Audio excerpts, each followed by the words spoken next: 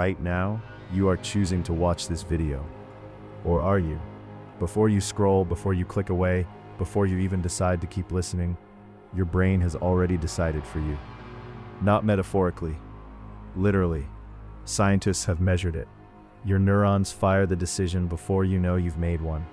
By the time the thought, "I choose this," arrives in your conscious mind, the choice has already happened, somewhere in the dark, without asking your permission. So here's the question that's about to ruin your sense of self, just a little.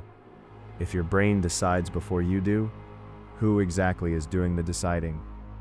Is there a you at all?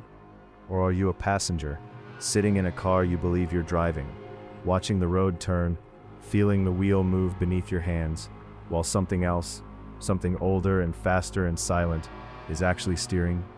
Stay with that thought, because in the next hour, we are going to take apart one of the most comforting illusions a human mind can hold, the idea that you are free, that you could have done otherwise, that somewhere inside you is a tiny sovereign self, untouched by physics, untouched by chemistry, untouched by the 20 billion years of cause and effect that led to this exact moment choosing.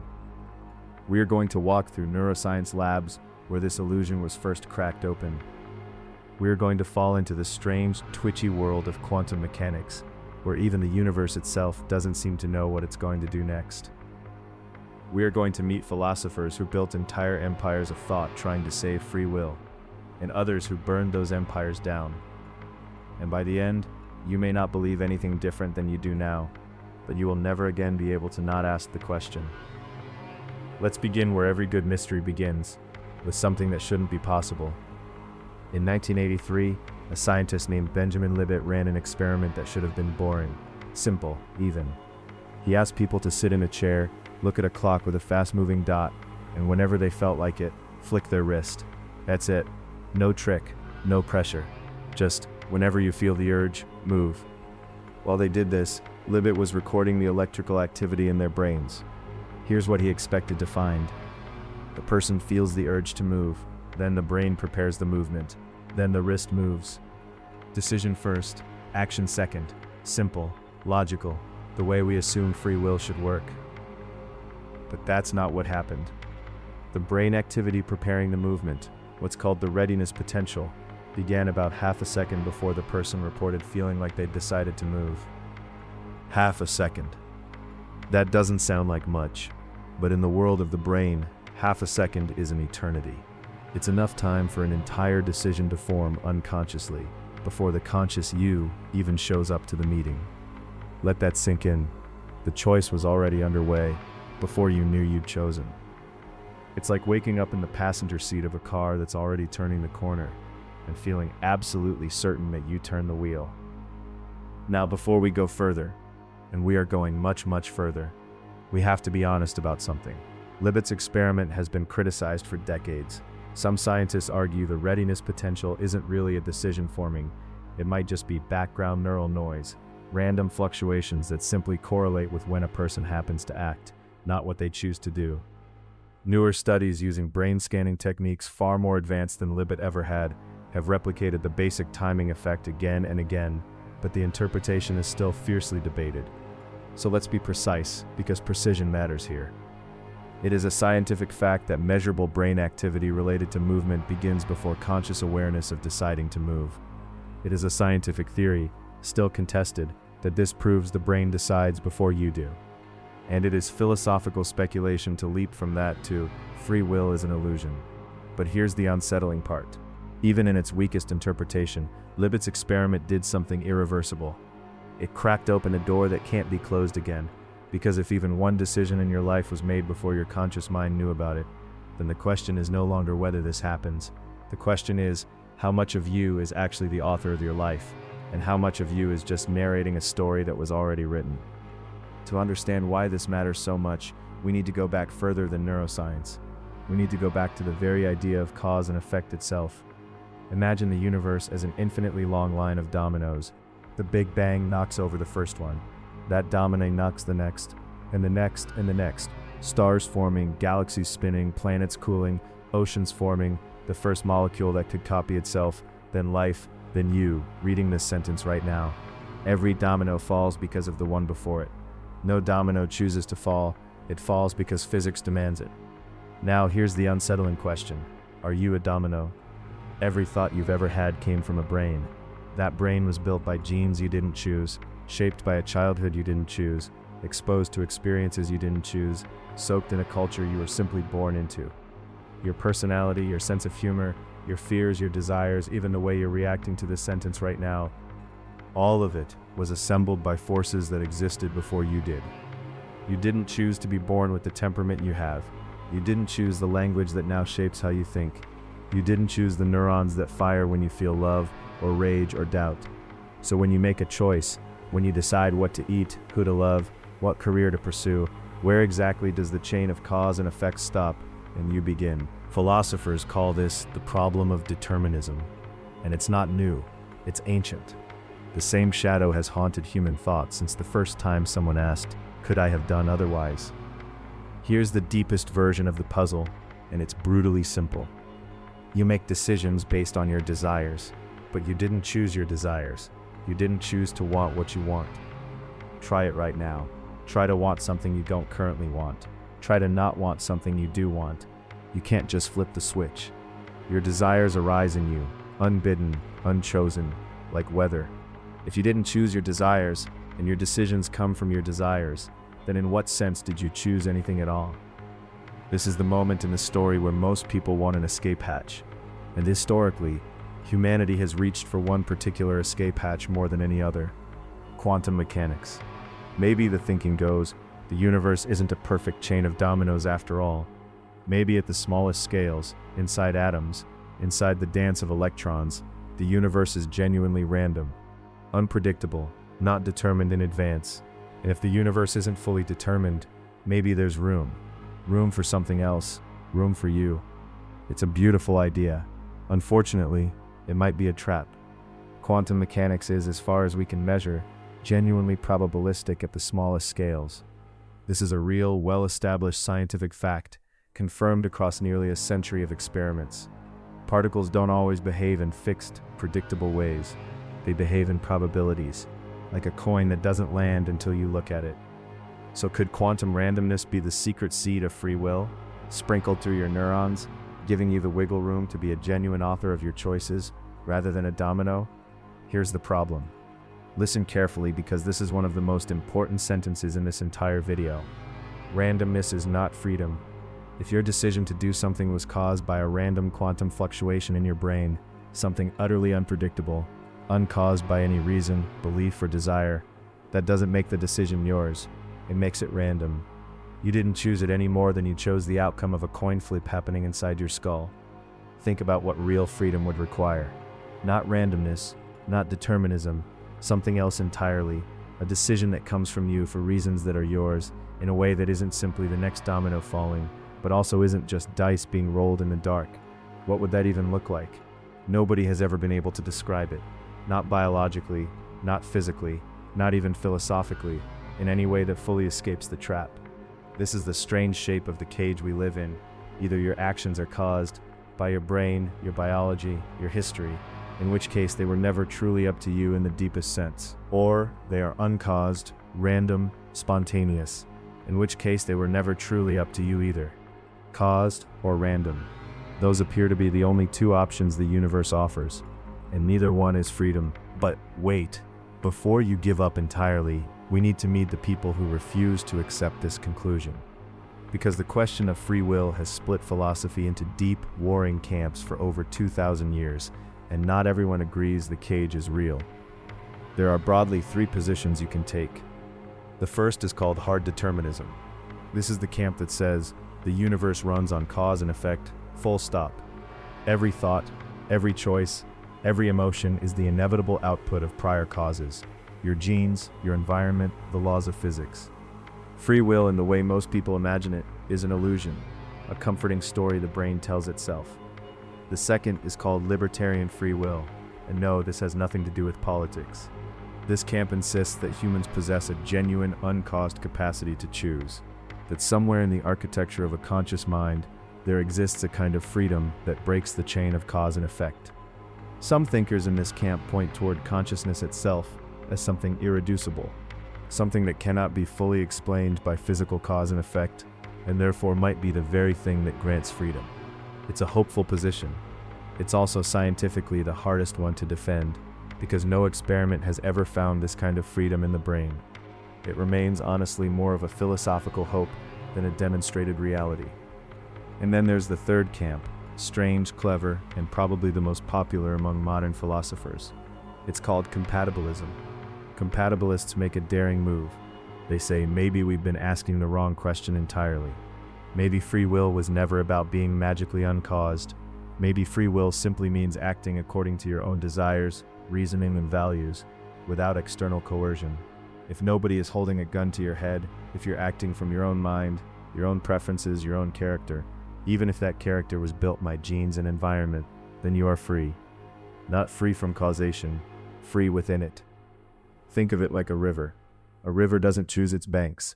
It didn't choose the rainfall that filled it or the slope of the land that directs it. And yet, in a meaningful sense, the river flows. It moves. It carves canyons. It reaches the sea. The fact that its path was shaped by forces outside its control doesn't make its motion meaningless. Maybe you are the river, determined in your origins, but still, in your own way, flowing. Is that real freedom? Or is it just a clever redefinition, a philosophical consolation prize, dressing up determinism in a flattering coat so it doesn't feel so cold? That argument has been raging for centuries, and it isn't over. Let's slow down here, because something deeper is hiding underneath all of this, something almost nobody talks about. It's not just a question about choices. It's a question about who you are, because if free will is an illusion, then so is the version of you that takes credit for your achievements. So is the version of you that takes blame for your mistakes. Think about the last time you felt proud of something you accomplished. Now ask, really ask, how much of that accomplishment was you? And how much was the brain you happened to be born with, the parents who happened to raise you, the teacher who happened to believe in you, the country, the era, the language, the thousand silent accidents that built the person capable of that achievement before you ever made a single choice. And now think about the worst thing you've ever done, the thing you still feel shame about late at night when the world is quiet. Ask the same question, how much of that came from a you that freely chose evil, and how much came from a brain shaped by trauma, biology, circumstance, desperation, forces that were never yours to select.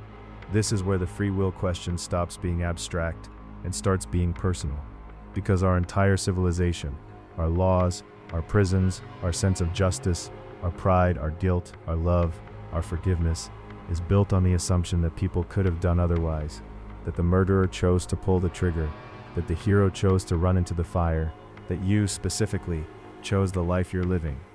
But if Libet's lab, and a century of neuroscience, and 23 centuries of philosophy are pointing toward a darker truth, that nobody could have ever done otherwise, that every action in human history was the only possible outcome of the atoms involved, then what happens to blame?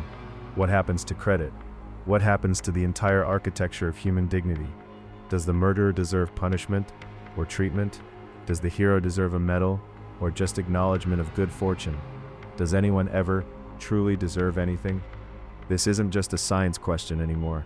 This is a question about whether the human soul, as we've always imagined it, exists at all. Now, and this is important, we have to be careful not to overstate the science, because this is exactly where bad documentaries go wrong. They take a real finding and stretch it into something it doesn't actually prove. So let's be precise again. It is fact that neuroscience has found brain activity preceding conscious awareness of intention in simple motor tasks. It is fact that human behavior correlates strongly, sometimes overwhelmingly, with genetics, environment, brain chemistry, and prior experience. It is theory, not settled fact, that this means free will, in any meaningful sense, is entirely illusory.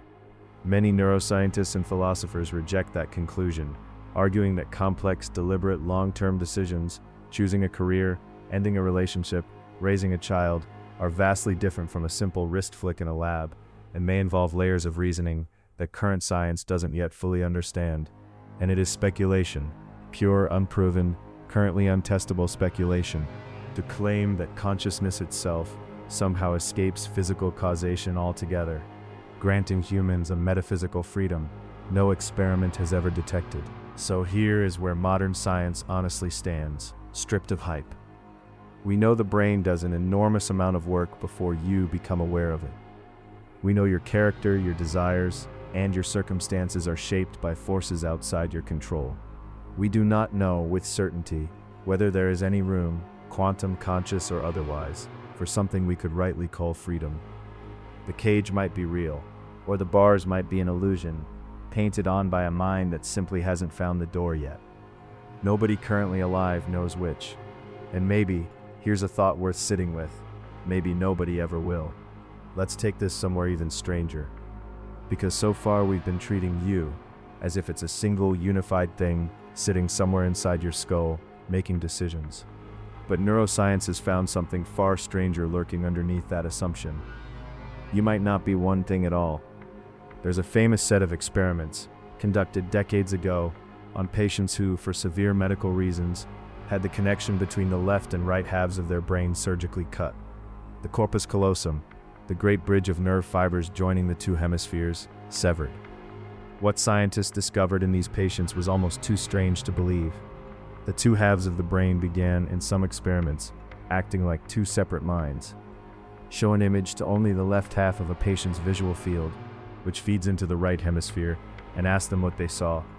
The verbal half of the brain, usually housed on the left side, would say nothing, because it genuinely didn't know. But the right hemisphere did know. And in some experiments, when given the ability to respond, say, by pointing with the left hand, which the right hemisphere controls, it could correctly identify the image it had seen. Two halves, two different streams of awareness, one brain.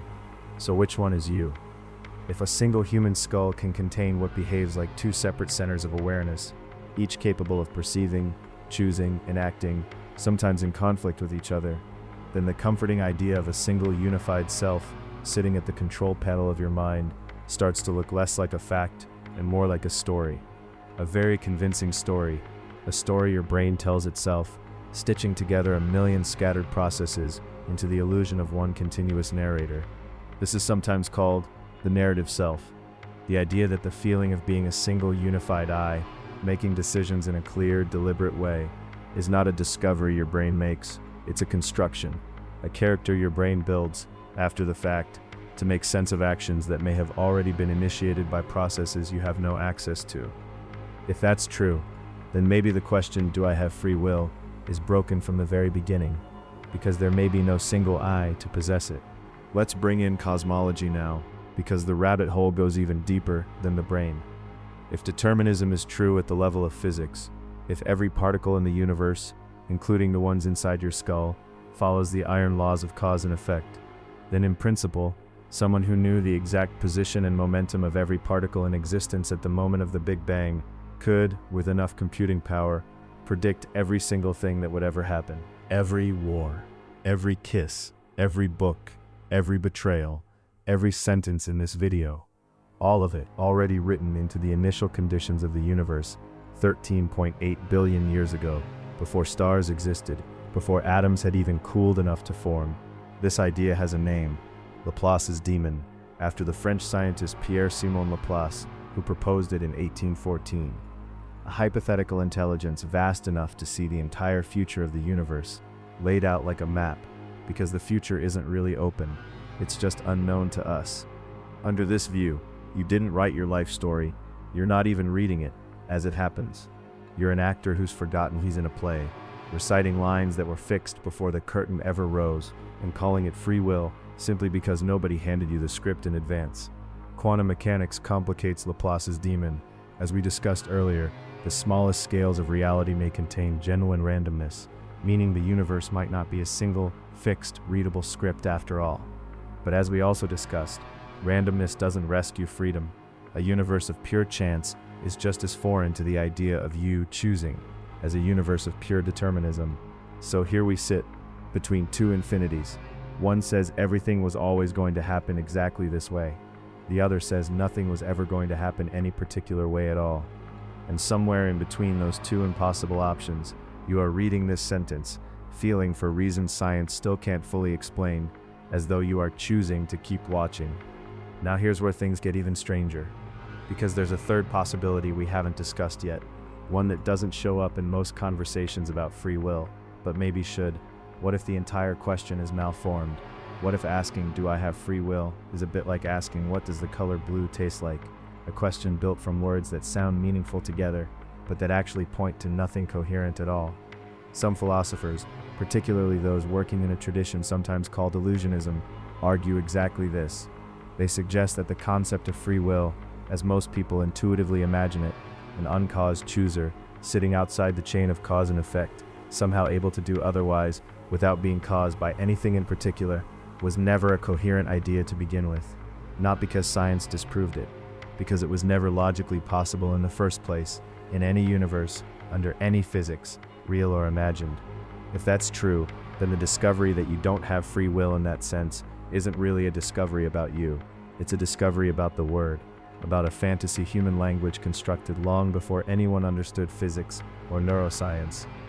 A fantasy that we mistook for a real possibility, simply because we could say the words "I could have done otherwise" and feel like we understood what we meant. This reframes everything. The question isn't, did science take away your freedom? The question might be, did you ever actually know what you were asking for in the first place? Sit with that one for a moment, because it's quietly one of the most disorienting ideas in this entire video. So where does this leave us? Let's gather everything we've uncovered so far, because the picture is starting to take shape, and it is not a comfortable one. Your decisions appear to begin in your brain before your conscious mind becomes aware of them. Your desires, the very things your decisions are based on, were never chosen by you in the first place. The universe, at the largest scale, runs on cause and effect, a chain stretching back to the Big Bang, with you as one link among trillions. At the smallest scale, the universe may contain true randomness, but randomness doesn't grant freedom. It only replaces one kind of not you with another. Your sense of being a single unified I making decisions may itself be a construction, a story stitched together after the fact by a brain built from two semi-independent hemispheres and 1,000 unconscious processes. And the very concept of free will you grew up believing in may have been from the very beginning a beautiful but incoherent fantasy, a word pointing at nothing that could ever exist in any possible universe. That's a heavy stack of evidence. And if you're feeling a creeping sense of dread right now, a kind of philosophical vertigo, like the floor of your identity just got pulled out from under you, that's a completely reasonable response. But before you spiral, we need to ask one more question, the most important one in this entire video. Does it matter? Here's something strange that scientists have actually studied. What happens to people when they stop believing in free will? In a series of psychology experiments, researchers had participants read passages arguing that free will is an illusion, essentially a condensed version of everything we've covered so far, before completing various tasks. In some of these studies, participants who had just been convinced that free will didn't exist were more likely to cheat when given the opportunity, and showed reduced helping behavior toward others afterward. The implication was alarming. Maybe believing in free will, whether or not it's true, is what holds moral behavior together. Take away the belief, and the behavior unravels. Now, and this matters, this area of research has faced major replication challenges. Some follow-up studies, conducted with larger and more rigorous samples, failed to reproduce the original effects. So we cannot say, as settled scientific fact, that disbelief in free will causes immorality. That would be overstating things. What we can say is that some early studies suggested a link, and that the broader question, does belief in free will shape our behavior, remains genuinely open and contested in psychology today. But even setting the specific data aside, the deeper question is worth asking on its own. If you woke up tomorrow fully convinced that every choice you'd ever make was simply the next domino falling, would you become crueler, lazier? Would you stop trying? Or, and this is the quietly radical possibility, would nothing change at all? Because here's a thought that very few people consider. Even if free will, in the deepest metaphysical sense, doesn't exist, your brain still processes information. It still weighs options. It still responds to reasons, to consequences, to love, to fear, to the desire to be a good person. Even a determined brain that hears cheating is wrong and feels a flicker of guilt will in many cases still choose not to cheat. Not because some ghost outside physics intervened, but because that flicker of guilt is physics doing exactly what brains do. In other words, even in a fully determined universe, reasons still matter, consequences still matter. The conversation you're having with yourself right now about who you want to be, that conversation is still happening, still shaping what comes next, even if the conversation itself was in some ultimate sense inevitable. Determinism doesn't necessarily mean nothing you do matters. It might just mean that you mattering was always going to happen exactly the way it's happening right now. There's an old philosophical thought experiment that captures this strange piece better than almost anything else. It goes like this. Imagine you could rewind the universe to the exact moment 10 years ago when you made some major decision. Who to marry, what career to choose, whether to forgive someone who hurt you. Rewind it perfectly. Every atom, every neuron, every memory, restored exactly as it was.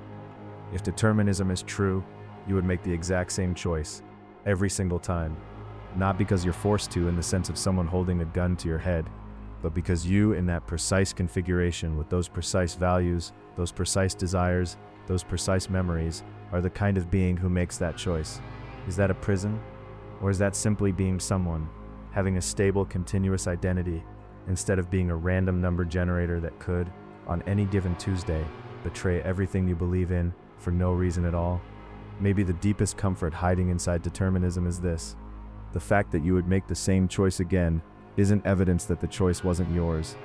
It might be the strongest possible evidence that it was.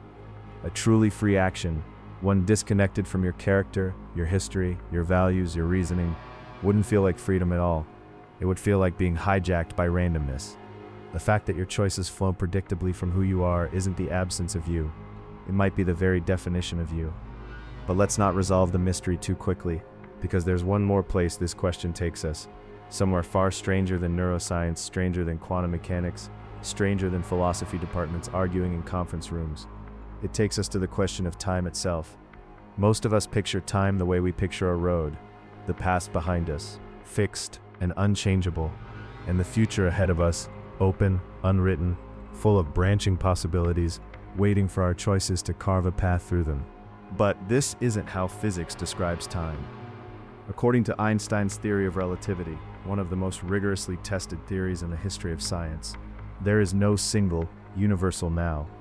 Time is woven into the fabric of space itself, into something physicists call space-time. And for observers moving at different speeds, or in different gravitational fields, the very order of events can shift. What's the future for one observer can be the past for another. Some physicists, taking relativity to its logical conclusion, have proposed something called the block universe theory, the idea that past, present, and future all exist equally and eternally, like a giant four-dimensional block. Under this view, the future isn't an open field of possibilities waiting to be shaped. It's already there, fixed, solid, as real and unchangeable as yesterday. You don't experience the whole block at once. You experience it slice by slice, the way a finger trailing across a film reel experiences each individual frame as now, even though the entire movie already exists, beginning to end, on the reel. If the block universe is real, and this remains a contested interpretation in physics, not a proven fact, then there isn't a future you're walking toward and shaping with your choices. There's just a future you haven't reached yet. It's not waiting to be written, it's waiting to be arrived at. And if that's true, then the question, could I have chosen differently, might be as meaningless as asking, could yesterday have been different than it was? The answer obviously is no. Not because something forced yesterday to be the way it was, but because that's simply what already happened. And if tomorrow already exists, in the same sense that yesterday does, then, could I choose differently tomorrow, might collapse into exactly the same kind of question. Not a prison, not even a chain of cause and effect exactly. Just a shape. A shape that already exists, that you are currently in the process of discovering, one conscious moment at a time. So now, finally, we return to the question we started with, the wrist flick, the half-second delay, the decision made before you knew about it. Maybe that delay was never the scandal we thought it was. Maybe consciousness was never meant to be the author of your actions. Maybe it's something else entirely, something almost more beautiful, if you let it be. Maybe consciousness is the witness, the part of the universe that gets to experience the unfolding of cause and effect from the inside. Not the hand that moves the chess pieces, but the awareness that gets to feel each move as it happens. To feel joy when it wins, to feel grief when it loses, to feel full stop, which is, as far as anyone has ever been able to determine, the strangest and most unexplained phenomenon in the entire known universe. We don't know why there's something it's like to be you, rather than nothing at all. Nobody does. Not the neuroscientists, not the physicists, not the philosophers. That mystery, the mystery of consciousness itself, is so deep it has its own name in philosophy, the hard problem. And free will is tangled up inside it, inseparable, unsolved, maybe unsolvable with the tools we currently have. So here is the most honest answer anyone can give you, after everything we've explored tonight. We do not know, with certainty, whether free will exists. We know your decisions are deeply, perhaps completely, shaped by forces outside your control. We know the universe may be fully determined, or it may contain true randomness, or both in some combination physics hasn't fully decoded. We know your sense of being a single, unified decision maker may be a story your brain tells, rather than a literal mechanism inside it. And we know that despite all of this, despite every domino, every neuron, every quantum flicker, every uncomfortable truth, you are still here, still feeling, still wondering, still, in whatever sense the word can rightfully be used, choosing to keep watching this sentence to its end. Maybe that's enough.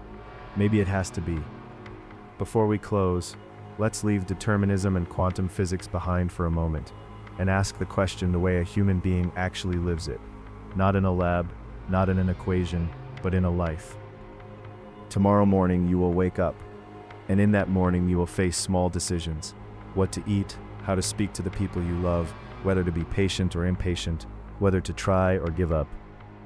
Whether or not those decisions were, in some ultimate cosmic sense, free, they will still feel like yours.